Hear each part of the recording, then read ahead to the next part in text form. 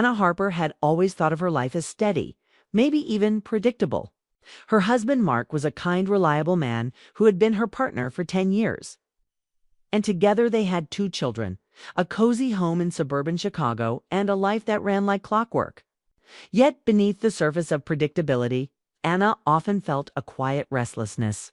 Life had become routine dinners, school runs, and weekend chores, and while she loved her family deeply, she occasionally wondered if she had forgotten what it meant to feel truly alive. It was a crisp Saturday afternoon when Anna decided to attend a charity gala organized by a local community center. She had been invited by a few friends and thought it would be a nice break from her daily responsibilities.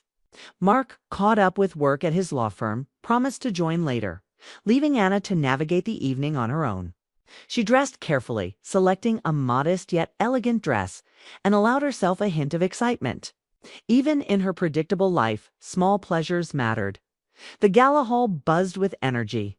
Strings of warm lights hung across the ceiling. Soft classical music played in the background, and the chatter of parents, local business people, and friends created a comforting hum. Anna greeted acquaintances, exchanged pleasantries, and tried to immerse herself in the evening. She felt a flicker of anticipation, the chance to be seen outside the context of her home or her role as a mother. And then she saw her Vanessa Collins. She was someone Anna had met briefly weeks earlier, a client of Mark's who had been invited to the gala.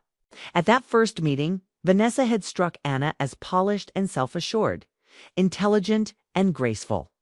But seeing her now, moving confidently through the crowd, chatting animatedly, and laughing lightly at something Mark said, Anna felt an unexpected tightening in her chest. Mark, always poised, seemed to come alive in Vanessa's presence. He leaned slightly toward her when she spoke, laughed with a warmth that Anna hadn't seen in weeks, and gestured with hands animatedly as she made a point. The interaction was casual, polite, and professional on the surface. But Anna couldn't shake the feeling that something had shifted. A spark, subtle yet undeniable, had entered the room, one that involved her husband and another woman. Anna forced herself to focus on her friends, to engage in conversation and sip her wine, yet her eyes kept drifting back to Mark and Vanessa. She noticed the way Vanessa's shoulder brushed against his arm during a laugh, the way he nodded attentively when she spoke, and how effortlessly she seemed to draw him in. The sight triggered a complex mix of emotions in Anna: jealousy, curiosity, and a strange, almost guilty fascination. She couldn't look away. Her mind raced. Was she overreacting? They were only talking, after all. Mark loved her. He had never given her reason to doubt him. Yet the way he smiled at Vanessa, the lightness in his voice, the small intimacy of gestures, it felt like a window into something Anna had missed noticing. Something she hadn't realized was fading between them. She had assumed their marriage was secure, unshakable. But seeing this interaction awakened a quiet panic. Mark eventually noticed her across the room, his smile faltering briefly as he realized Anna was watching. "Anna, I was hoping you'd get here sooner," he called, his voice carrying warmth and a hint of surprise. Anna forced a polite smile. "Traffic was terrible," she said softly, though she barely registered the words. Her gaze involuntarily flicked back to Vanessa one more time. She could see Vanessa's eyes on Mark, a friendly warmth that seemed to glow in contrast to the distance Anna felt herself. The gala continued, but Anna's attention remained divided. She laughed at her friends' stories, sipped wine, and nodded at compliments. But she was always aware of Mark's presence with Vanessa. She noted every interaction, the tilt of his head when she spoke, the way Vanessa's laughter caused his eyes to crinkle, the small, natural gestures that indicated ease and connection. Anna felt a pang of longing for the attention, the vitality, and the closeness she had once shared with her husband. By the time the gala ended and the guests began leaving, Anna's mind was spinning. Vanessa left with Mark's colleagues, chatting amiably as Mark held the door for her. Anna walked beside him quietly, her heart heavy but her face composed. They exchanged a few words about the event, the decorations, and the wonderful turnout. But a tension hung in the air that neither addressed. Anna's thoughts replayed every gesture, every laugh, every subtle glance that had made her feel like a stranger in her own marriage. That night, Anna lay in bed staring at the ceiling, unable to sleep. Mark was in the next room, presumably finishing some late work. The image of him smiling at Vanessa, the intimacy of their interaction, haunted her. She didn't want to admit it, but she had watched and she had felt something shift inside herself. The feelings were complex: jealousy, fear, an odd fascination, all mingled together, leaving her with a restless ache. Anna's thoughts drifted to the past, to the early days of her marriage. She remembered the spark, the laughter, the easy closeness she had felt with Mark. Life had grown busier and the warmth had slowly receded into routine. Seeing him with Vanessa had been a mirror, reflecting not a betrayal, but a reminder of what she had been missing in her own life: attention, acknowledgement, emotional connection. As she lay there, Anna realized that this night had awakened something important. It wasn't just about Mark or Vanessa. It was about herself. She recognized that her attention to her own feelings, her awareness of what she needed, had been dulled by years of routine and domestic responsibility.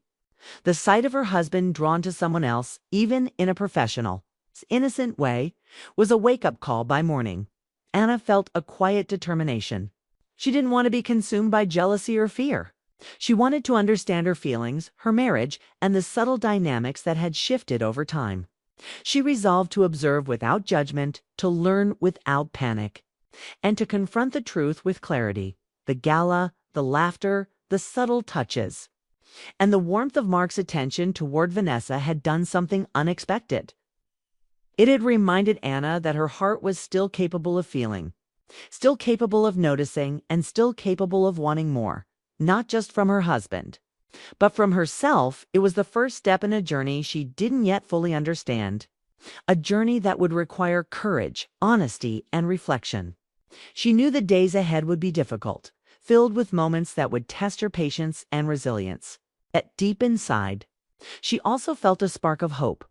Hope that understanding, communication, and attention could rekindle the connection that had quietly slipped away. For now, Anna allowed herself a single, deliberate thought. Life was shifting, and though it was painful to witness, perhaps it was necessary.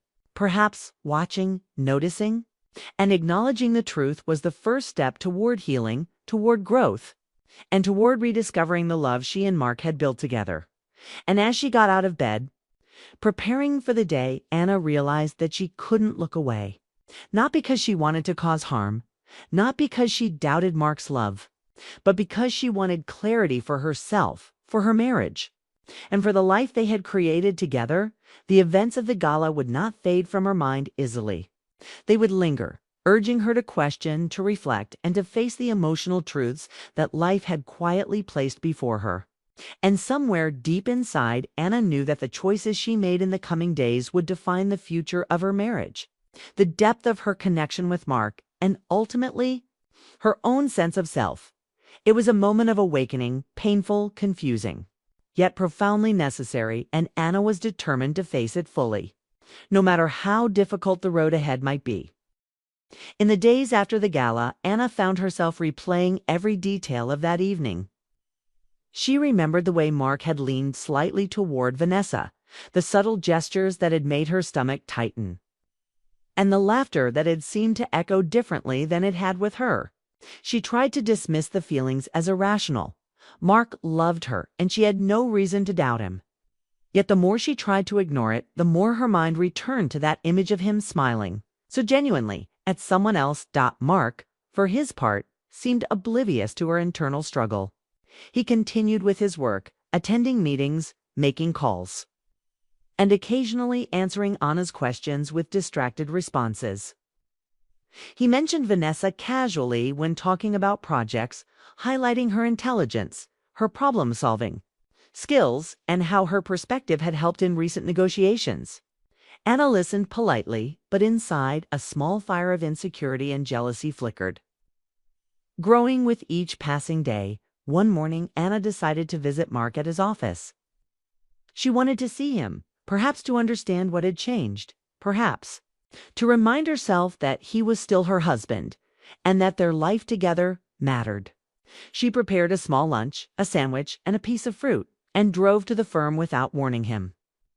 It was a gesture born out of care, but also a subtle test of her own courage. As she entered the lobby, she froze.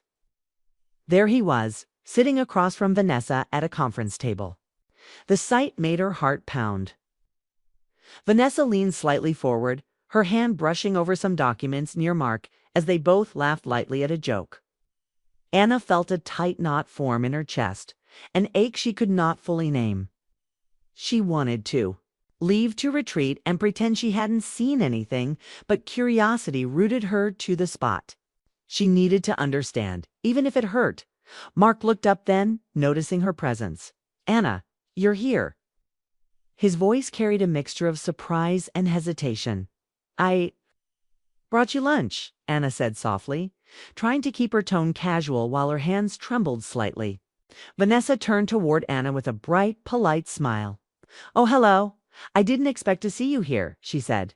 Her tone was friendly, warm, completely unaware of the storm brewing in Anna's heart. Anna returned a measured smile, but inside she felt anything but calm. Watching Vanessa interact with her husband was like staring at a reflection of herself in a life that could have been. A version of her marriage that was vibrant and lively in ways that had been dormant for years. She noticed how Mark's attention seemed completely absorbed by Vanessa, how he leaned in slightly as she spoke, and how easily she seemed to command his focus. They exchanged small talk for a few minutes. Mark's responses were kind but distracted. Anna noticed the way he glanced at Vanessa when she laughed, the ease with which she spoke, and the sparkle in her eyes that reminded Anna of the kind of connection she used to share with her husband. Each gesture, each smile, deepened the ache within her after that day. Anna began to notice patterns she had overlooked before. Mark spent more hours at work, often returning home late. He carried his phone with him everywhere, replying to messages with a distracted smile. Vanessa's name came up more frequently in casual conversation, not in any romantic context, but simply as a person whose insights and intelligence he admired. Each mention made Anna's stomach twist. She felt as though she was on the outside, watching her husband's attention shift, even if only slightly, away from her. At home, Anna tried to maintain her composure. She poured herself into household chores, preparing meals, helping the children with homework, and keeping the routines intact. She smiled when Mark came home, engaged in conversation about the day, and even laughed at his jokes, but her mind was never fully present. Each laugh, each casual remark reminded her of what she had witnessed. The tension built quietly over weeks. Anna became acutely aware of the emotional intimacy that seemed to spark between Mark and Vanessa. It wasn't physical, but it was present. A connection based on shared humor, understanding, and attention. Anna realized that marriage wasn't just about physical presence, it was about emotional presence, the kind of attention and recognition that makes someone feel truly seen. And she felt that she had stopped receiving it, at least in the way she longed for. One evening, after the children were asleep, Anna waited for Mark to come home. When he entered, weary from work, she noticed the way he carried himself, a slight tension in his shoulders, the distant look in his eyes. "Long day," he said, loosening his tie. Anna nodded, choosing her words carefully. "I can see that. Did you have dinner yet?" she asked softly, though her voice carried more weight than casual concern. Mark hesitated. "Not yet. I was thinking," he replied, uncertain how to explain the distance she had been noticing. Anna felt a surge of courage about Vanessa. She asked gently, though she hadn't meant to voice it aloud. The words hung in the air like a fragile glass, ready to shatter or reflect truth. Mark looked down for a moment, then met her gaze. "I don't know, maybe. She's easy to talk to." But that doesn't mean his voice trailed off, leaving the sentence unfinished. Anna sensed that he struggled with the complexity of his own emotions. She felt a mixture of relief and confusion. Relief because he hadn't betrayed her physically, but confusion because she realized the emotional space had shifted. They were both aware that attention and connection could take forms she hadn't noticed in years. It was a reminder that marriage required constant care, emotional engagement, and shared understanding. Over the next few weeks, Anna reflected deeply on her own role in the relationship. She considered whether she had neglected the small gestures, the attentiveness, the daily connections that keep love alive. The realization was painful, but it was also enlightening. She began to understand that emotional infidelity wasn't about wrongdoing. It was about the quiet erosion of attention, intimacy, and acknowledgement that allowed a new presence, even a professional one, to seem vibrant in ways her marriage had temporarily lost. Anna also realized that her feelings were complex. She was jealous, yes, but she was also fascinated. Watching Mark interact with Vanessa revealed her own longing, not only for his attention, but for her own vitality, her own recognition, and the warmth of connection that life had softened over time. She understood that jealousy was a signal. It's a reflection of unmet emotional needs rather than a reflection of her husband's morality. In response, Anna began to act deliberately. She engaged in small acts to reclaim her connection with Mark, preparing meals that reminded them of shared memories, initiating conversations that encouraged emotional openness, and quietly observing herself as she noticed her own feelings without judgment. She realized that she had been so focused on protecting her children and maintaining routine that she had neglected the emotional intimacy that had once bound her and Mark together. One Friday evening, Anna made a conscious decision to sit down with Mark after dinner. She didn't confront him about Vanessa. She didn't accuse him or demand explanations. Instead, she spoke from her heart. "I've been noticing things," she said softly. "I've realized that our connection has changed, and I want to understand how we can rebuild it." Mark listened, his expression serious but open. "I've been feeling that too," he admitted. "I didn't know how to say it, but lately I've realized how easy it is to get caught up elsewhere, with work, with other people's ideas, with distractions." They talked long into the night, revisiting memories, acknowledging the quiet moments that had drifted apart, and exploring ways to reestablish emotional closeness. Anna realized that observing Mark with Vanessa had been painful, but it had also been a catalyst. It had awakened her awareness of the emotional care she wanted and needed, both for herself and for her marriage. By the end of the evening, a sense of calm settled between them. They didn't solve everything, and they didn't have all the answers, but they had begun the difficult work of reconnection. Anna understood that emotional intimacy required continuous attention and honest reflection, and she was determined to nurture it actively. As Anna went to bed that night, she no longer felt the same sharp sting of jealousy. Instead, she felt a quiet determination. She had witnessed the shift, acknowledged her emotions, and chosen to act with clarity rather than fear. She understood that observing, reflecting, and confronting the subtle truths of her relationship were necessary steps toward rebuilding trust, emotional closeness, and mutual appreciation. She realized that life was not static. Relationships were living, breathing things that required care. Watching her husband with Vanessa had been a mirror, reflecting not betrayal, but the areas where attention, affection, and emotional engagement had drifted. And now, with awareness and intention, Anna felt ready to take the steps necessary to reclaim what she and Mark had built together, a marriage rooted in love, trust, and the courage to face uncomfortable truths. For the first time in weeks, she slept with a sense of clarity. She wasn't helpless, and she wasn't powerless. She had acknowledged the truth, faced her feelings, and begun the journey of emotional restoration. The road ahead would require patience, care, and open communication, but Anna knew she was capable of walking it. And that realization brought a quiet, hopeful peace. In the weeks following their long conversation, Anna felt a subtle shift. The tension that had once hung over the house began to dissipate, replaced by a quiet determination. Both she and Mark understood that the emotional closeness they once shared had been neglected, and now it required conscious effort to rebuild. They were not merely trying to fix what had been broken. They were striving to grow something stronger, something resilient to distraction, temptation, and routine. Anna started small. She paid closer attention to the details of their daily life, noticing the way Mark smiled when he returned from work, the tone of his voice when he discussed projects, and the fleeting moments when he seemed distant or distracted. Rather than allowing herself to be consumed by jealousy or fear, she began documenting her observations internally, not to criticize, but to understand. She realized that emotional intimacy wasn't about controlling her husband or forbidding interactions. It was about presence, attention, and shared vulnerability. One morning, as Mark was leaving for the office, Anna stopped him.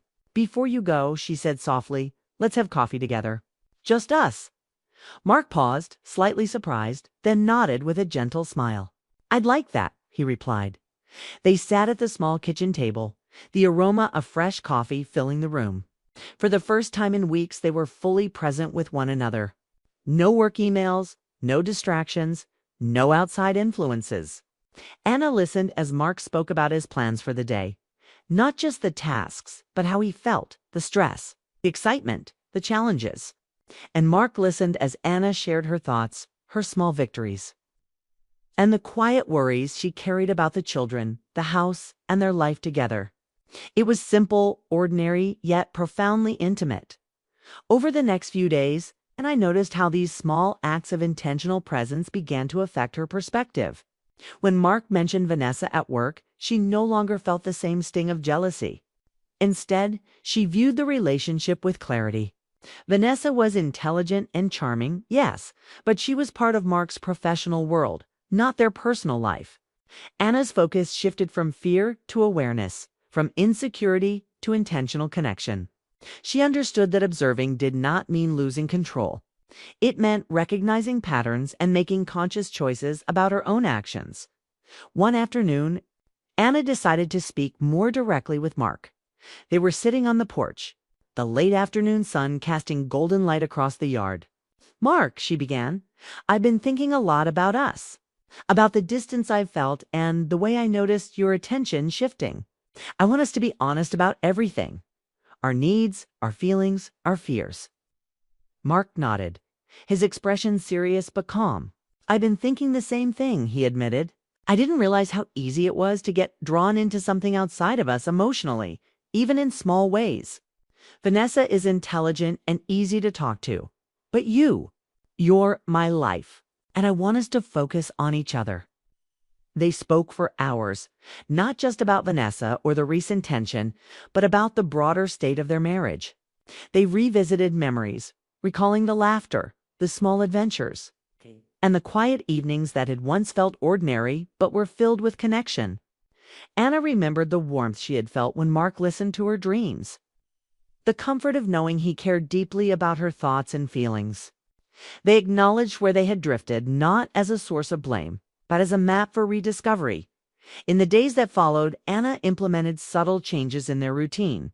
She began leaving notes for Mark, small reminders of appreciation, gratitude, and shared memories. She suggested evening walks together, where conversation flowed naturally and distractions were set aside. She found moments to praise him sincerely, not superficially, but genuinely, celebrating both the personal and professional aspects of his life. Mark, in turn, reciprocated.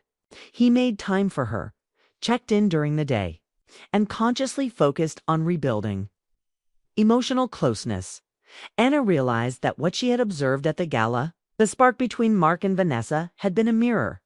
It reflected the attention and vitality that had been missing in their own marriage, not as a threat, but as a wake-up call. Watching had been painful, yes, but it also provided clarity. It forced Anna to confront her own needs, her own emotional landscape, and the ways she could actively nurture the bond she shared with Mark. One evening, as they prepared dinner together, Anna noticed how naturally they laughed while chopping vegetables, how their conversation flowed with ease, and how the small gestures, a hand on the shoulder, a shared glance, rekindled warmth that had been dimmed by months of routine. She felt a surge of gratitude, not just for Mark, but for herself. She had chosen awareness over fear, reflection over jealousy, and engagement over withdrawal. The true test came a few weeks later. Vanessa visited the office again, and Mark mentioned her casually during dinner. Anna observed without panic, noticing that her own emotional state had shifted. She felt no sting, no anxiety, only calm observation.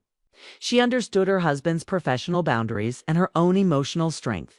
She could witness interactions without letting them dictate her feelings or actions. Anna, you realized something profound. Marriage wasn't a static state, but a living connection that required intentional effort. Emotional closeness, attentiveness, and mutual care were not optional. They were essential. By facing the truth, acknowledging what had been lacking, and actively working to restore it, she and Mark were building a stronger foundation. They weren't just repairing distance. They were deepening understanding, intimacy, and trust. One Saturday morning, Anna suggested a small weekend getaway.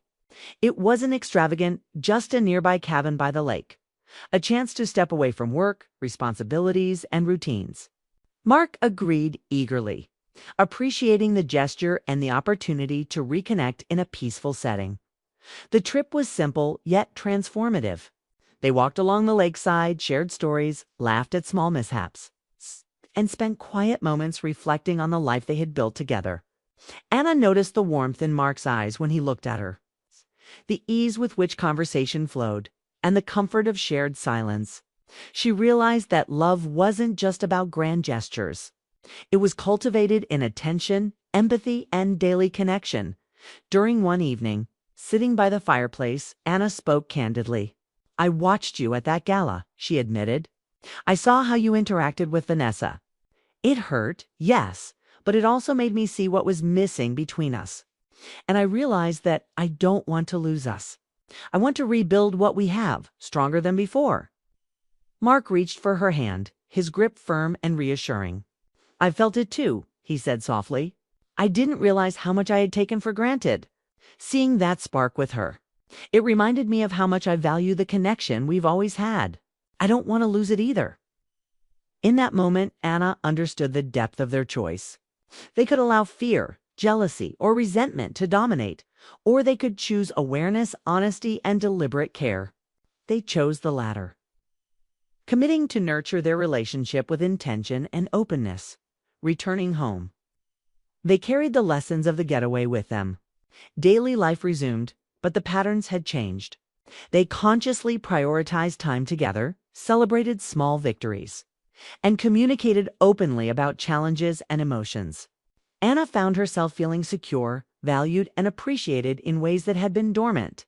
Mark, too, demonstrated renewed attentiveness, not because he had been drawn to someone else, but because he recognized the importance of maintaining connection in a marriage that required care and presence. Anna realized that witnessing her husband's interaction with Vanessa had been both painful and enlightening. It had forced her to confront difficult emotions, reflect on her own needs, and actively choose how to engage in her marriage. What initially seemed like a threat became a catalyst for growth, deepening understanding, and strengthening the bond between them in the months that followed. Anna and Mark experienced a profound transformation. They celebrated the ordinary moments, morning coffee, shared walks, quiet evenings, as opportunities to connect. Emotional intimacy became intentional. Communication became more open, and the trust between them deepened. Anna felt empowered by her awareness, not controlling, but actively participating in the health and vitality of her relationship. One day, months after the initial gala, Anna saw Vanessa's name appear in Mark's conversation again. This time, she smiled quietly, feeling calm and secure. The earlier tension, the pangs of jealousy, and the fear of distance had been replaced by clarity and confidence. She understood that the spark she had once feared was a reflection of attention and vitality, something that could exist in observation, but did not dictate her happiness or their marriage. Anna and Mark had learned a vital truth. Relationships require continuous effort, awareness, and honesty. They had confronted jealousy, emotional distance, and subtle threats to their connection, and emerged stronger, more attentive, and more appreciative of one another. Watching, feeling, and reflecting had been necessary steps toward this growth by the time the next gala rolled around. Anna attended with a lightness in her heart. Vanessa was present, and Mark interacted with her professionally, politely, and without the previous tension. Anna watched calmly, her heart secure, her mind clear. Mark had never thought of himself as the kind of man to make mistakes that could hurt the people he loved most. Married to Laura for over a decade, he believed his life was structured, stable, and predictable. Their house was modest but warm, in a quiet suburban neighborhood in New Jersey. Their children, Emma and Josh, were growing up fast, and family routines filled the days. Yet, beneath the surface, Mark felt a quiet emptiness he didn't quite understand. It wasn't that he didn't love his family, he did, but something inside him ached. A longing for a spark he hadn't realized was missing. He tried to ignore it, burying it in work and daily life, convincing himself that the dull comfort of routine was enough. Then came Sophie. Mark hadn't seen her in years, college friend, someone he had always admired from afar. Their reunion was purely accidental at a local bookstore on a rainy afternoon. She was vibrant, confident, and carried a smile that reminded him of times before responsibilities had taken over his life. They exchanged pleasantries, and before he realized it, they were talking for hours, catching up on stories of their youth, sharing laughter and memories. It felt effortless, like returning to a part of himself he had long neglected. Over the following weeks, their meetings became more frequent. Coffee at quiet cafes, brief encounters in the park, casual walks where they talked about everything and nothing. Mark felt a growing excitement, a warmth he hadn't felt in years. He told himself it was innocent, just companionship. Sophie was a friend, someone to talk to about the challenges of adulthood, a reminder of freedom. Yet the truth was more complicated. With every smile, every shared glance, Mark felt a pull he couldn't resist. An attraction that made him question everything he had once believed about his own contentment at home. Laura began noticing subtle changes. Mark was distracted at dinner, lost in thought while the children talked. He lingered on phone calls longer than necessary, his eyes darting to messages he tried to hide. She sensed a distance, small cracks in the connection they had once shared so naturally. Laura loved him deeply, but intuition told her that something was off. Her heart ached with uncertainty, though she had no proof, only a whispering fear she couldn't name. One Friday evening, Mark found himself at Sophie's apartment. He told himself it was just a conversation, a way to sort out feelings he didn't fully understand. They sat on the couch, sharing stories, laughing at jokes only they found funny, reminiscing about days when life felt limitless and unburdened. He felt alive, yet each moment was shadowed by guilt. He loved Laura, he loved his children, but here he was in a space that made him feel both alive and guilty, a tension so sharp it seemed to hum in his chest. Meanwhile, Laura's unease grew. Something in her heart told her that Mark was hiding something. That night, after the children went to bed, she quietly followed him when he left the house. Her steps were careful, silent, though her pulse raced with anxiety and anticipation. She didn't want confrontation, she wanted answers. She kept a distance, remaining unseen as Mark walked to Sophie's building. Her mind spun with questions she feared to ask aloud, imagining worst-case scenarios while hoping for nothing more than truth. From her hiding spot, Laura watched as Mark reached the door. He smiled at Sophie, who greeted him warmly. They talked for a few minutes, unaware that Laura stood there, watching, heart pounding.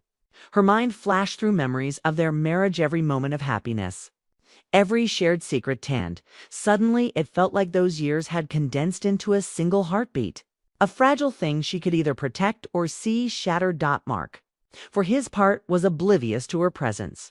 He felt free talking to Sophie, unburdened for a moment from the responsibilities and routines of home life. He laughed in a way he hadn't laughed in years, his guard down, a side of him that belonged to youth rather than marriage. Sophie noticed it too, her eyes lighting up at his energy. But neither of them realized that the very person he had promised to protect was witnessing this, hidden yet profoundly present. Laura's first impulse was to confront him, to demand explanations, to scream at the injustice of what she was witnessing. But she stopped herself. Anger felt too easy, too shallow, compared to the deeper need she had to understand the truth, to hear it straight from him. She waited silently, holding her emotions in check while the scene unfolded before her. Then it happened. A small sound marks, footsteps shifting.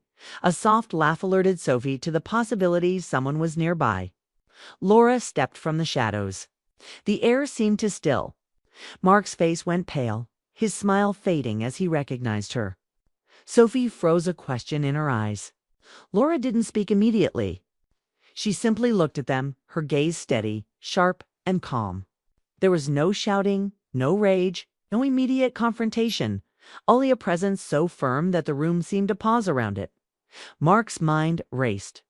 What could he say? How could he explain? He had crossed lines he hadn't fully recognized, and now the truth stood before him undeniable and silent.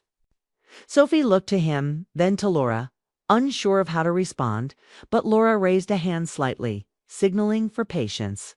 She did not accuse, she did not shout. She simply watched, holding her composure like a shield against the storm. Then, unexpectedly, she smiled not broadly, not warmly, but in a way that conveyed complexity, hurt, yes, but also clarity, and a willingness to confront reality rather than emotion alone. She stepped forward, inviting them to talk inside. Mark's confusion deepened. He had expected confrontation, perhaps even anger that would spiral into chaos. Instead, Laura offered calm, a measured approach that demanded honesty and reflection. Inside. Laura sat down with Mark and Sophie, and her voice was steady. She spoke of her feelings, of the unease she had sensed, the cracks she had noticed in their daily life. She described the subtle loneliness that had crept in over the years, and the fear she had felt at noticing Mark's distraction.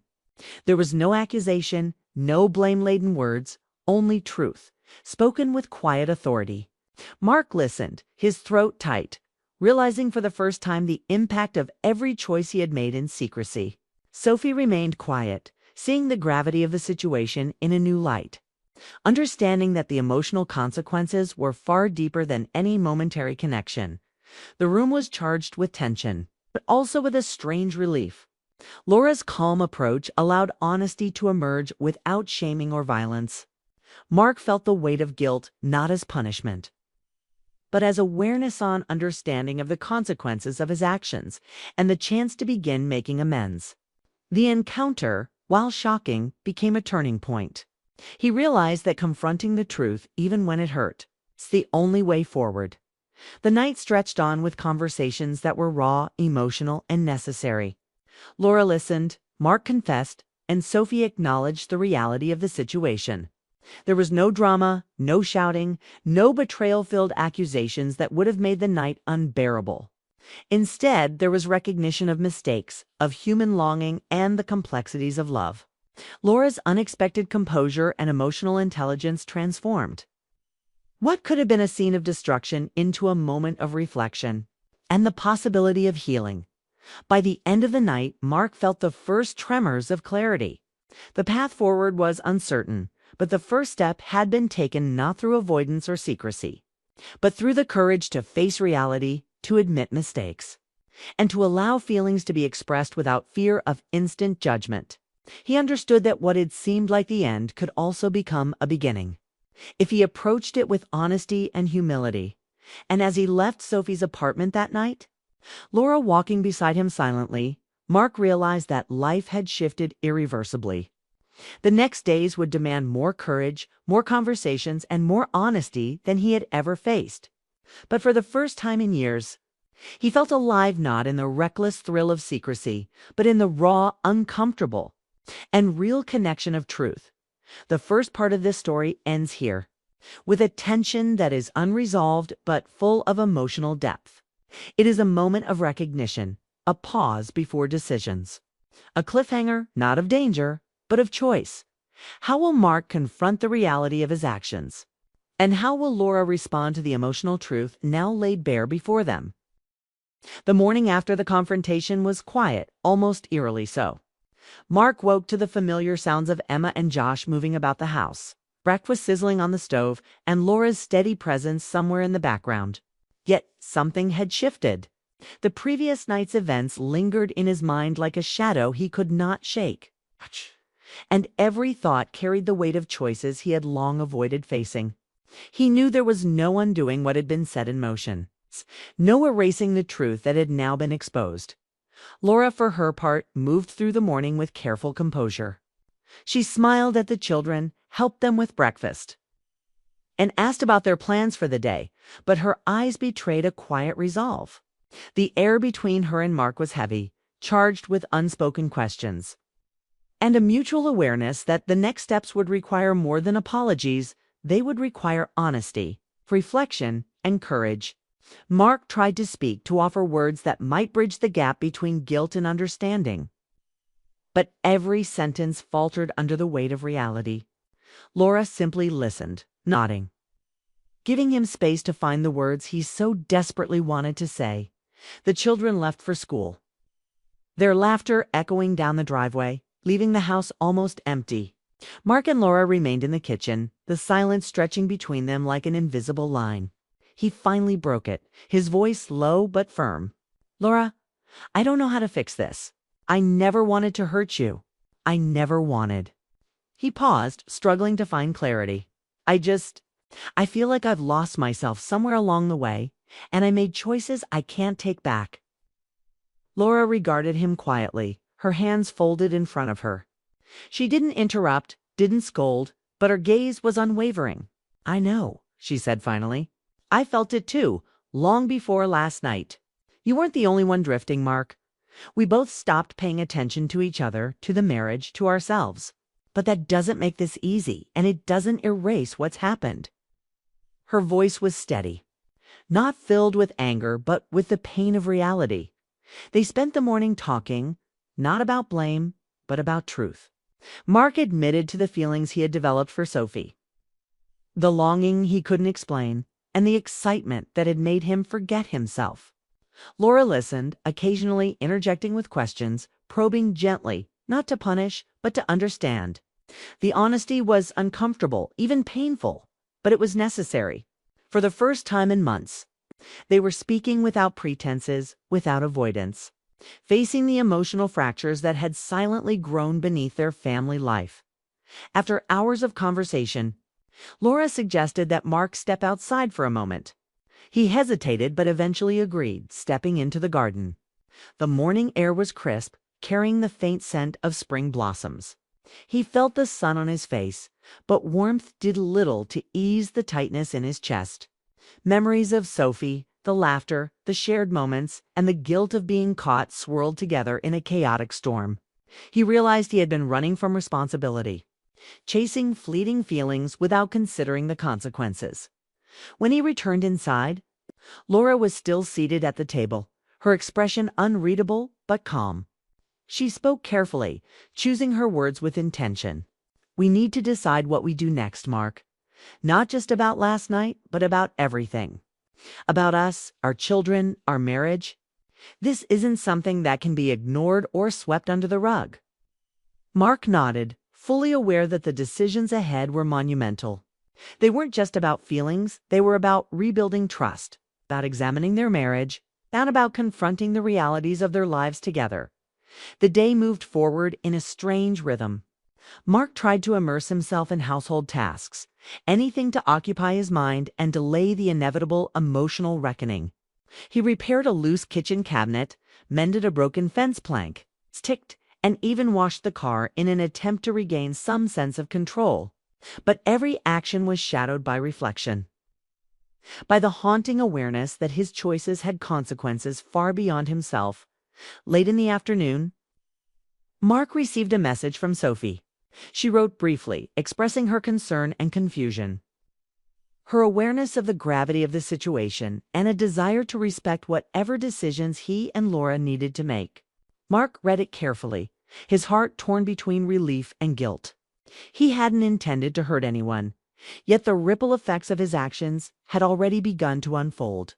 He realized that Sophie's life, Laura's life, and even his own would now be intertwined in ways that demanded careful navigation and thoughtful honesty. That evening, after the children had gone to bed, Laura suggested they take a walk. The neighborhood was quiet, the streets lined with blooming trees and soft lamplight, giving the world a tranquil appearance that contrasted sharply with the turmoil they felt inside. They walked side by side, neither speaking at first, letting the silence allow their thoughts to settle. Mark felt the tension in his shoulders ease slightly, but the weight in his heart remained. Finally, Laura spoke. "Mark, I love you. I don't know if we can go back to the way things were, but I want us to try. I want us to be honest with each other, even when it hurts, and to rebuild not just for us, but for Emma and Josh." Her words were steady, but they carried an immense emotional gravity. Mark felt a swell of gratitude, but also an overwhelming sense of responsibility. He realized that love alone was not enough.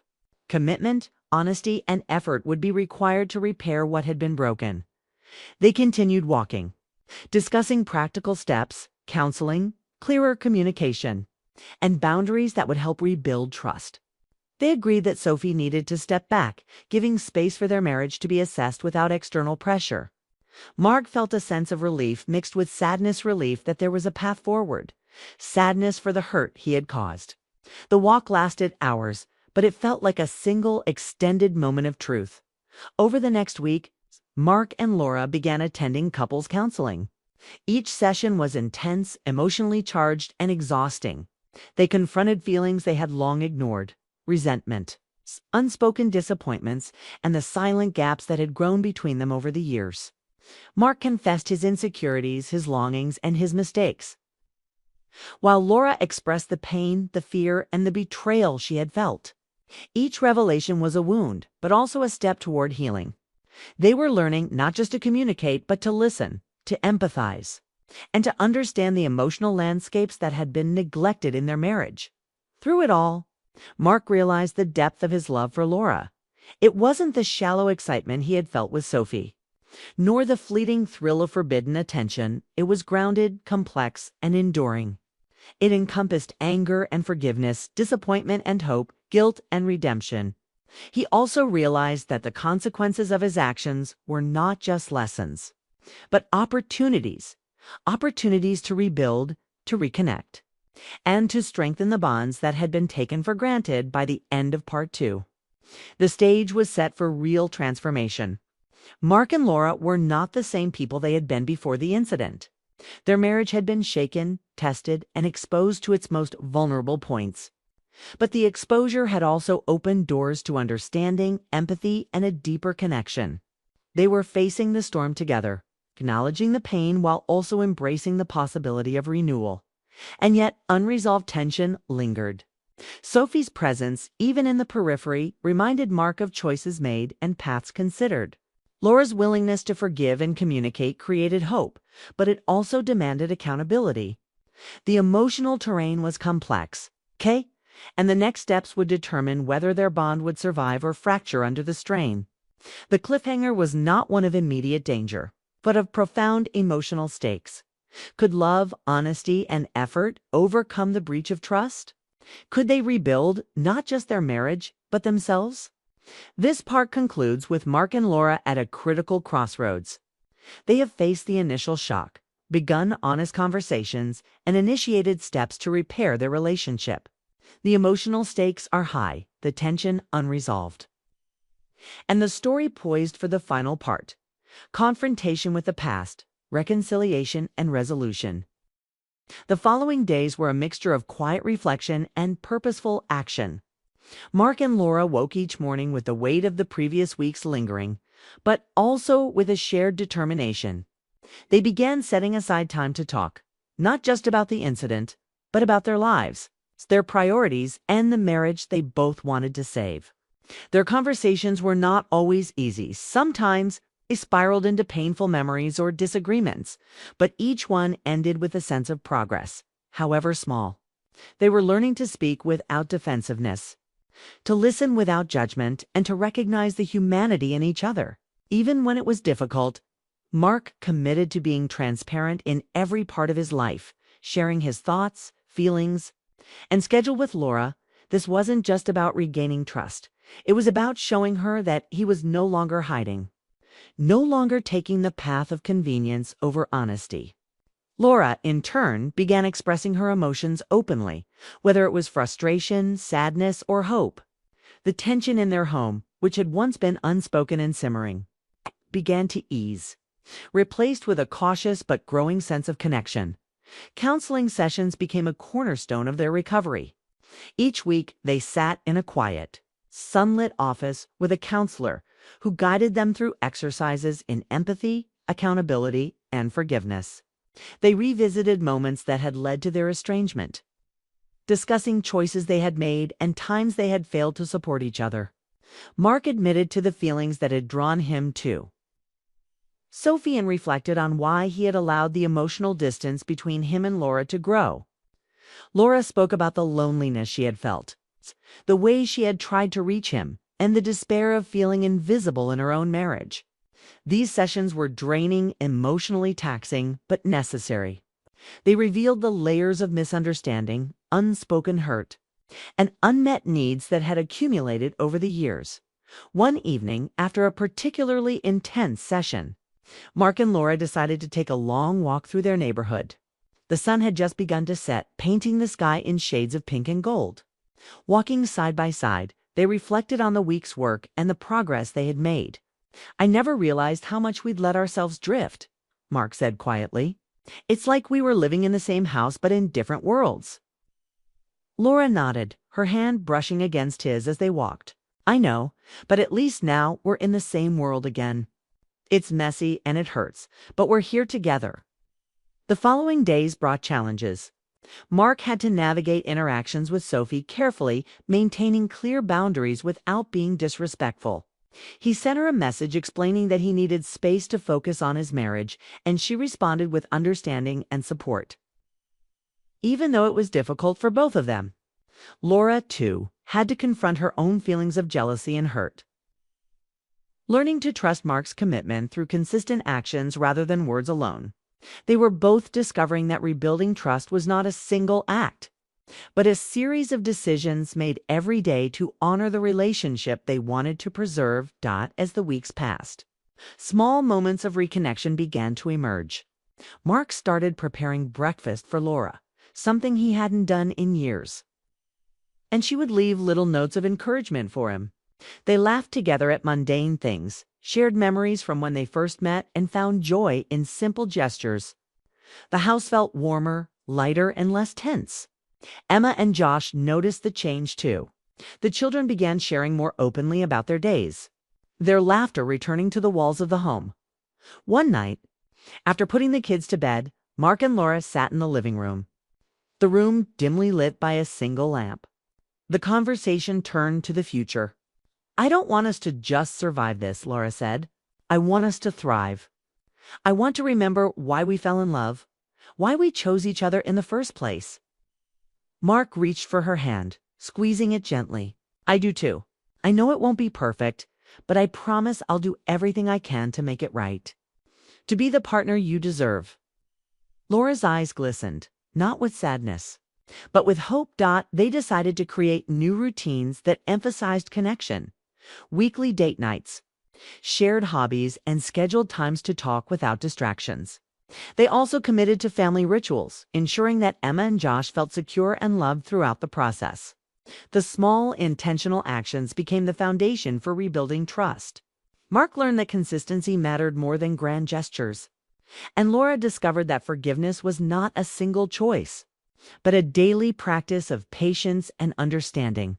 Months passed, and slowly, the marriage began to feel stable again. The tension that had once dominated their home became rare, replaced by laughter, shared responsibilities, and genuine companionship. Mark no longer felt drawn to Sophie in the same way her presence had been a symptom of emotional distance, not a replacement for the love he had for Laura. Laura found strength in seeing Mark's efforts, realizing that actions often spoke louder than words. Their bond, once fragile, was beginning to feel resilient. The story reached its quiet resolution one Sunday afternoon. Mark and Laura hosted a small family gathering in their backyard. Emma and Josh played games with their friends while Mark and Laura prepared lemonade and snacks, exchanging smiles and easy conversation. They paused for a moment, standing together and watching the children laugh. It wasn't a perfect moment, but it was real, filled with a sense of healing and the promise of continued growth. Later that evening, after the children were asleep, Mark and Laura sat on the porch swing. The sky was clear, the stars beginning to peek through the night, and the air was calm. "We made it," Laura whispered. "We're still here." Mark nodded, wrapping his arm around her shoulder. "We did. And I know there will be challenges, but we've proven we can face them together. That's what matters." They sat in silence for a while, letting the stillness affirm what words could not fully express: that love, when combined with honesty, accountability, and effort, could endure even the harshest trials. Their marriage had been tested, shaken, and strained, but it had survived because they faced the truth, communicated openly, and chose each other every day. As the night deepened, Mark and Laura went inside, turning off the lights one by one.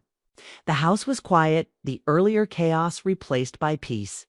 They had confronted the consequences of choices made in haste and weakness, had addressed the fractures in their relationship, and emerged with a renewed commitment. The journey had been painful, but it had also been transformative. And though the memory of Sophie and the events of the past lingered as a reminder of human imperfection, it no longer held the power to divide them. Mark and Laura understood that the true strength of their relationship lay in their ability to forgive, rebuild, and move forward together. They had navigated grief, guilt, and temptation, and emerged with clarity. Love was not flawless, but it was enduring when nurtured with intention. The story closed on a note of cautious hope. Mark and Laura were not perfect, but they were committed. They knew challenges would continue to arise, but they also knew they had the tools and the willingness to face them.